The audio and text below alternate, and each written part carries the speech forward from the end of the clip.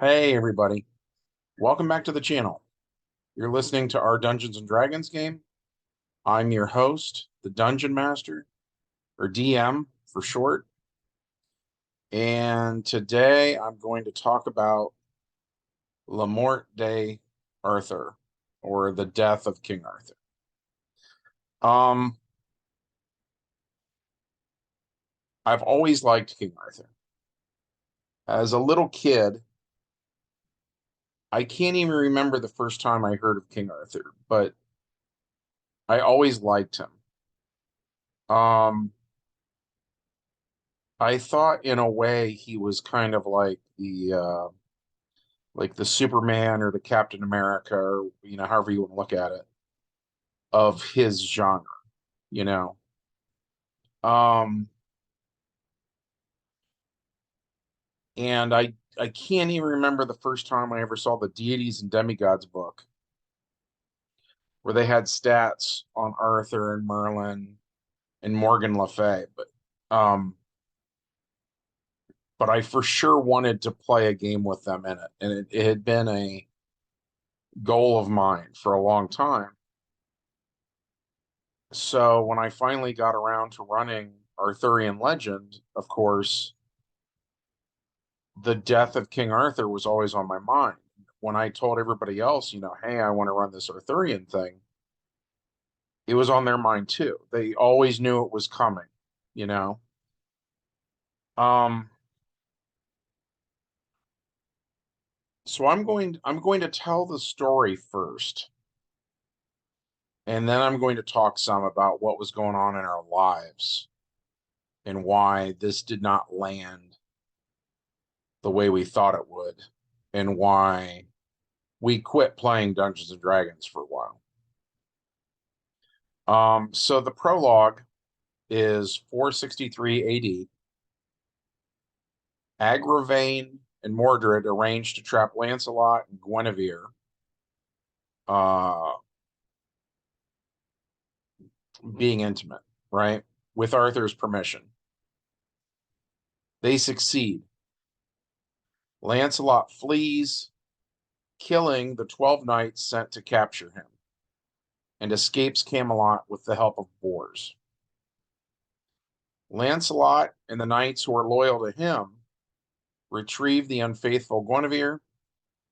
19 knights die in the conflict, including Gareth and Gaheris, both unarmed and slain by Lancelot himself in the heat of battle.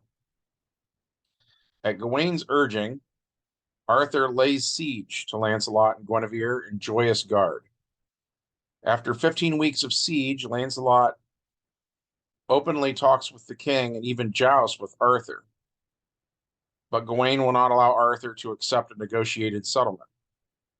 It is not until the Pope intervenes that the siege ends and Guinevere returns to Arthur's side despite Gawain's wishes. Lancelot is banished to France. The plot then takes place in 464 AD. Arthur and Gawain lead a force of 60,000 men to besiege Lancelot in France. Arthur leaves Mordred as regent with command of the land and Guinevere. The conflict stretches on for many weeks, but is complicated by the beginning of the Second War with Rome, seeing Arthur's forces split and warring. The Romans leap at the chance. Kay dies, killed by the Emperor of Rome in battle. Arthur slays the Emperor. The Second Roman campaign is won, but only marginally, by Arthur. Mordred counterfeits letters declaring the death of Arthur and usurps the throne.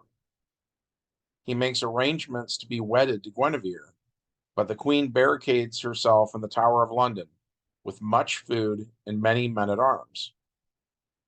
Arthur hears of Mordred's treachery and returns to Britain. Mordred's forces meet Arthur at the port of Dover. They break and run at the force of the king's attack. Gawain dies of wounds suffered in this battle, but first dictates a letter of friendship to Lancelot, begging his forgiveness and asking him to come to the aid of Arthur against Mordred. A parley is arranged between Arthur and Mordred on the plain of Salisbury. But mischance starts the battle just as reconciliation seems imminent. The slaughter is great. Only two of Arthur's knights survive. Mordred mortally wounds Arthur, just as Arthur kills the usurper. The epilogue is that Arthur is taken away by Morgan and her sisters on a spelljammer. They head for Avalon. Lancelot returns from France, pays his respects at Gawain's tomb, and bids farewell to Guinevere. He then becomes a hermit. Guinevere becomes a nun, and Arthur is succeeded by Constantine. And for a long time, we quit playing. So here's what was going on behind the scenes. I mentioned Josh Boggs and his accident, and I left some pieces of that out.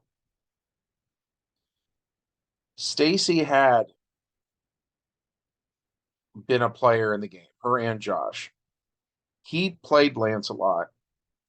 She played a werepanther named Sai. And they got in this car accident. And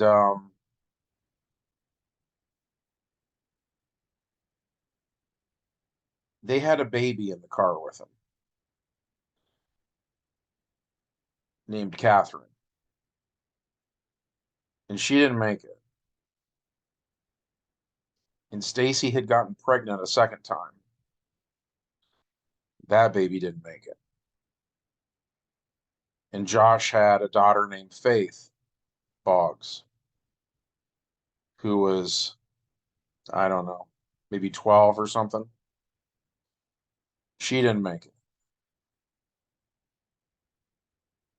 And so I mentioned that Stacy had been in a nursing home and like we played Clue there and stuff like that, you know. There were complications. She got a brain infection and I don't know.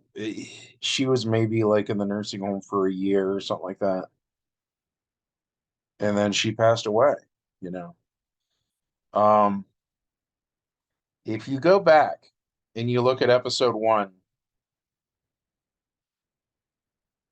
where we were doing round robin GMing, you know, um,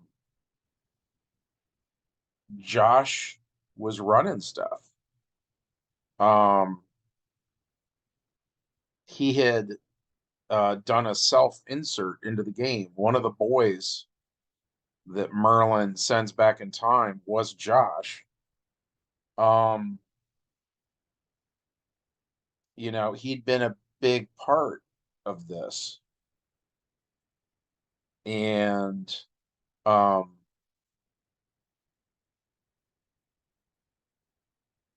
we were getting ready to do the death of King Arthur when Stacy passed away. I mean, literally, it was like we were going to play on Saturday and she passed away on like a Wednesday or something like that. It was right before. So obviously, I canceled the game. You know, I'm like, no, you know, that's not important. Real life is what matters clearly, obviously. And and nobody really wanted to play it. Um and we did eventually run it. Josh didn't play Lancelot though. And like what I just read, which is kind of the official continuity of our game world, I pretty much just read it out of GURPS Camelot. It's the official story of La Morte d'Arthur. Um, one of the reasons why there was no derivation from the source material is our heart just wasn't in it, you know. Um, and yeah, we were gonna do stuff at the time. You know, we had decided Arthur wasn't dead. He was more kind of like in a coma, and we decided what was going to come next. And I think it's safe to say everybody at the table just completely ran out of steam. And we just had no interest in playing whatsoever. Um, yeah. So that's a pretty big downer note to end on. By the way, to this day, I still haven't played D&D with Josh since then. The last time we played D&D was uh Stacy was still alive and he was playing Lancelot. Um, and that says something because he's a really big D&D fan. Um, boy, that's such a dark note to end on. Um,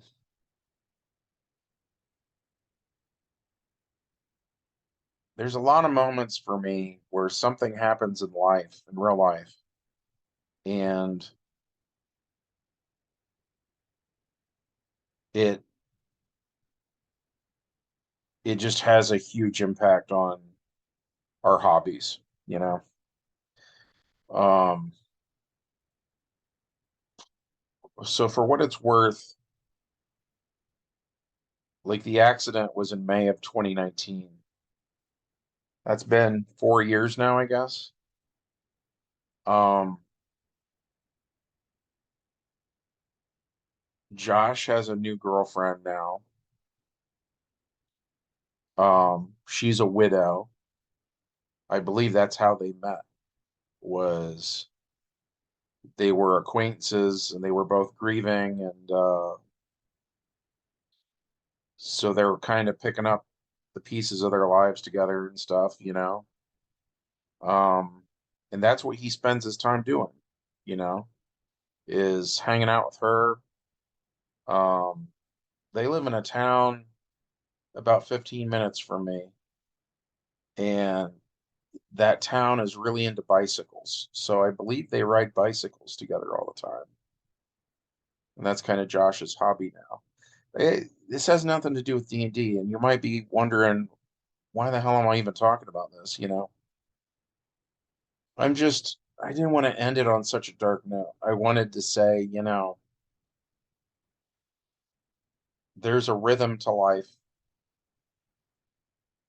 and, you know, sometimes something bad happens,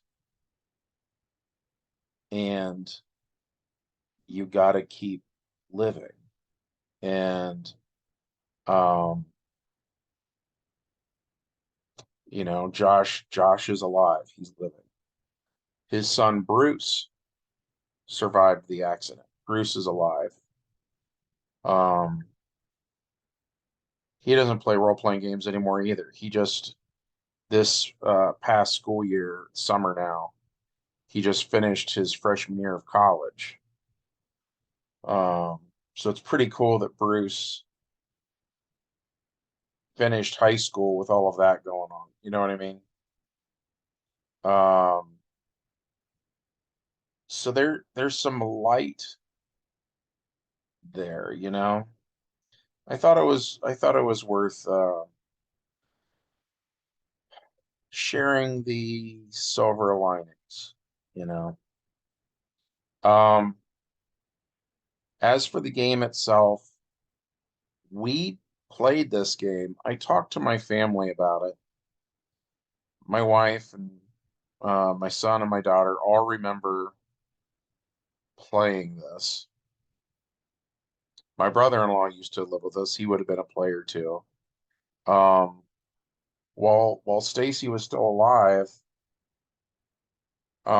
She just lost interest in playing at one point, and she let a friend of my wife's named Kayla. She let Kayla take over the role of Sai. So then after Stacy had passed away, Kayla did play Sai for a little while. That was kind of weird. Um, I think that kind of made everybody uncomfortable. Um, and then we ended up saying, there's this thing in D&D called a ragamuffin, and they have different versions of it. The most common version is it's like um, tattered bits of clothing. Uh, but the one we used was like sort of a subtype called a shrapnel. And instead of bits of cloth, that's actually bits of metal. And so we had said that um, there was a weapon that got shattered, and it was this ragamuffin shrapnel, and it had uh, taken over Psy, kind of like if you're familiar with the story of Spider-Man when he got the black costume, and the black costume goes on to become Venom, and then Spider-Man and Venom are kind of different characters. They sort of based it on that, where to use that metaphor, Kayla was actually Venom and Stacy had been the Spider-Man. You know what I mean? So we separated them out a little bit. And Sai was, kind of two characters then that people weren't as uncomfortable then. I don't know. I feel like I'm rambling at this point. There's a lot to unpack there. I started to say I talked to my family. Everybody knows that we played this, but nobody remembers doing it. Does that make sense? And I think it was because of just with everything going on, we didn't play like that weekend or something. We played like months later, you know. We were like, we kind of need to put a bow on that campaign and print off game notes and put it in a binder, put the binder in my basement and walk away from it. One day we'll go back to playing D&D and we'll dig it out when we feel like it. But for right now, we don't want to. That was the case. But yeah, nobody really remembers doing it. We know we did, but we don't remember doing it. But yeah, that's it. That was our La Morte de Arthur. Um, as always, the YouTube algorithm is a concern of mine. And we've got to strike against the channel. And another channel I used to have, it doesn't exist anymore. I had a woodworking channel briefly with not a lot of followers. And so one day I got an email from YouTube that basically said, your channel's not popular enough to take up space on our servers, so we're going to delete it. So I went ahead and deleted it, you know. Um, this channel, I appreciate everybody who listens to these videos. Um, it means a lot to me. Um, but there are so few of us that I'm always worried about the channel getting deleted, and I want to preserve videos like this one, you know. Um, my son wants to run D&D, and I want him to be able to refer to this because this is his game world too. It's when I say you're listening to our D&D game, the choice of the word our is very deliberate. It's not my D&D game. Um, but yeah, I really want these videos to be something my son can refer to. Because I am not in good health. I don't know how long I have in this world, No, none of us do. And if I'm gone sooner than later,